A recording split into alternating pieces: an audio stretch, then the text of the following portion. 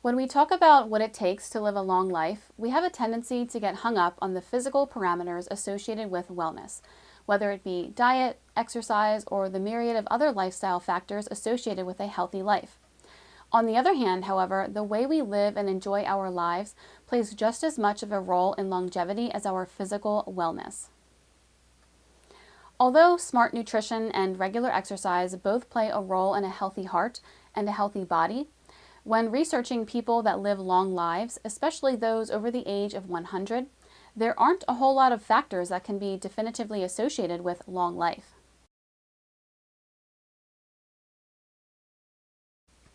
For example, two groups that have a tendency to live the longest are Okinawans from Japan and Ashkenazi Jews. Both have a tendency to have some habits that you might not associate with long life. For example, the Ashkenazi are more likely to drink, to both be drinkers and smokers. They are also more sedentary than the average man. Okinawans, on the other hand, consume a lot of dairy and starches, and they also have a high sodium diet. There's one woman that's 107 years old and she doesn't trust modern medicine, has never practiced a fitness lifestyle, but practically considers butter a food group. Furthermore, there are others that claim that their longevity is due to caloric restriction, whereas others that are able to reach the same age with a diet full of sweets, wine, pork, and liver. So, based on these brief descriptions, it is clear that there are a number of paths to longevity.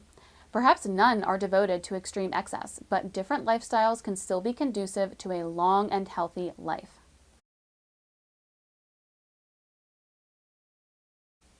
One of the main factors associated with longevity appears to be genetics. Different people have different genetic predispositions, which allow them to live longer than others. This is both with regard to individual and culture. Perhaps some cultures have lived a similar lifestyle for so many generations that their bodies have acclimated, allowing them to live a long life? Who knows?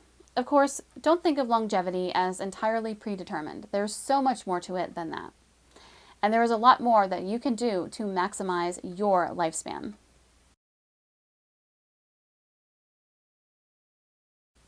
Diet, nutrition, and activity level play some role, but perhaps surprisingly, it appears that your social profile and your personality play a significant and undeniable role. Are you happy? Do you feel like an active participant in your own life? Do you live with purpose? All of these are factors which keep your body primed and ready to take and enjoy what is thrown at you. Your personality and your predisposition are factors which are ingrained and genetically influenced, but you do have a huge amount of control over both. You don't have to resign yourself to the way you've been. You can make the concerted effort to facilitate such factors in yourself and improve both your quality of life and potentially your longevity. At worst, you won't live any longer, but you'll get more joy and pleasure out of every year that you have left.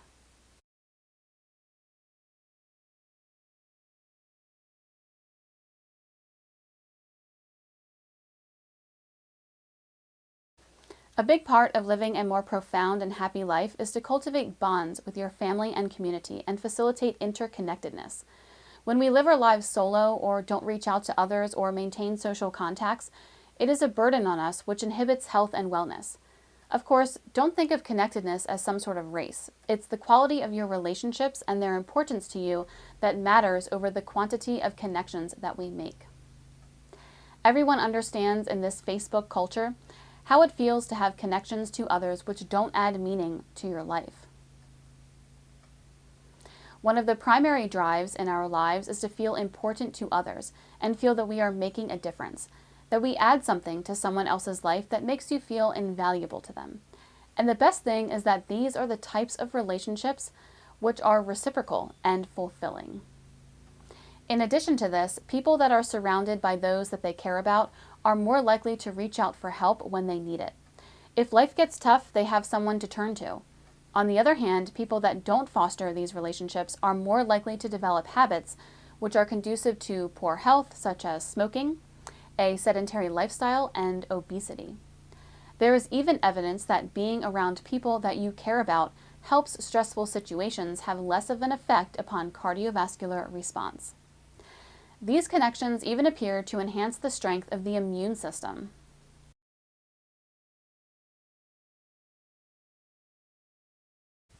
Even though things like Facebook can create interpersonal distance when used passively, they can be a great way to actually set up and arrange to hang out with your friends and family.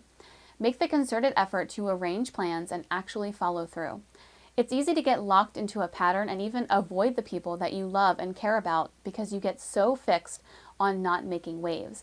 But understand that there are a lot of people out there that would love to see you, and they are just a text, phone call, email, or message away. You have to remember that the same reasons that you haven't reached out to your friends are why they haven't reached out to you. It's no one's fault. Just make the call.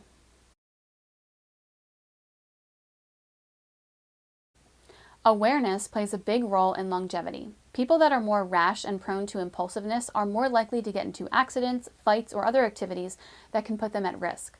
In 1921, a massive study followed 1,500 children from childhood to death, and they discovered that the children that took the time to plan out their actions and those that engaged in thoughtful persistence had the greatest chance of living deep into old age. On the other hand, the positive and happy children were less likely to do so. The children that grew up thoughtful were more likely to have strong relationships and be health conscious, while less likely to take risks. Also, the conscientious children were more likely to have jobs in which they were successful and satisfied with. The 4 attributes which were most likely to lead to a long life were conscientious discipline, organization, industry, and persistence. People that are conscientious are children are most predisposed to thoughtful action and therefore most likely to continue that thoughtfulness throughout their lives. Happy, optimistic children were more likely to turn into adults that didn't pay enough attention to their diet and were more prone to poor habits. People that are prudent and thoughtful are more likely to retain their cognitive function deeper into the lifespan, and this may even be associated with a lower incidence of Alzheimer's disease.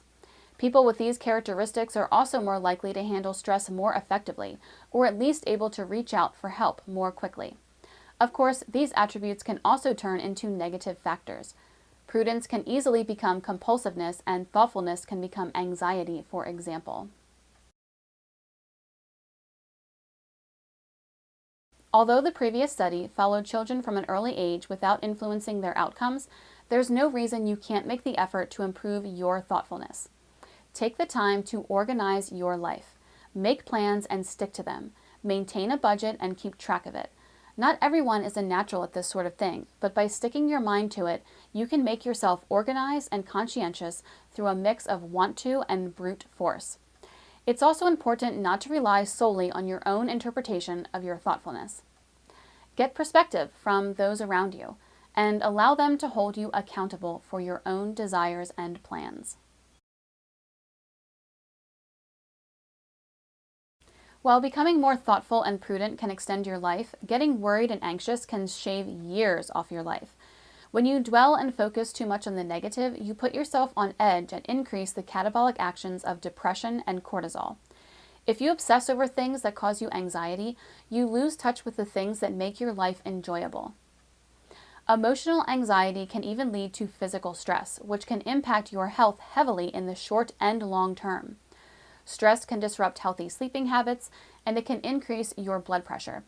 It can make you more likely to become obese, as well as more likely to experience life-threatening conditions, such as stroke and heart attack. Don't let go too much, however. Anxiety is a tool that your body uses in its attempt to keep you on the right path. And if you throw it off your shoulders entirely, you could end up putting yourself in potentially risky and dangerous situations in which you could get yourself into some serious trouble. Acknowledge your stress and work to mitigate it, but don't cast it totally from your mind. Stay tuned for part 2 of our video series discussing the 7 traits that you can start now to increase your longevity.